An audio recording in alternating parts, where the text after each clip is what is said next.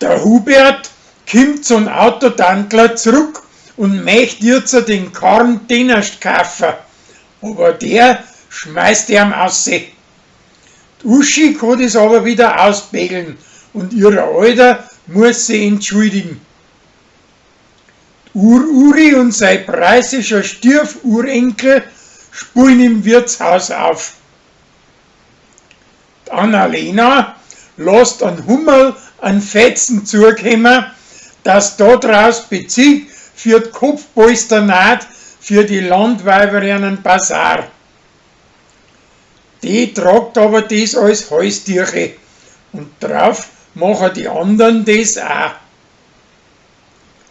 Uri findet im Keierhund einen alten, schwarzbrennenden Schnaps von Fichtdoktor und möchte, dass der erst nach der Bürgermeisterwahl gesoffen wird. Weil sie aber weiß, dass sie ihre Leute nicht zurückhalten können, ladet sie einen billigen Fusel in der sehene Flaschen ein und stellt ihn in die Küche. Um 2 Grad saufen alle heimlich da raus.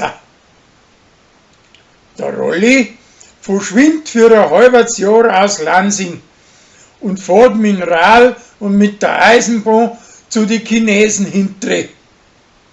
Ein Zwiefall schlagt es so aufs Gemüt, dass er sich am Tag vor der Wahl vor die versammelten Leuten nimmer in der Gewalt hat und das Keifer anfängt und mit der ganzen Versammlung vor der Zeit schon Schluss macht.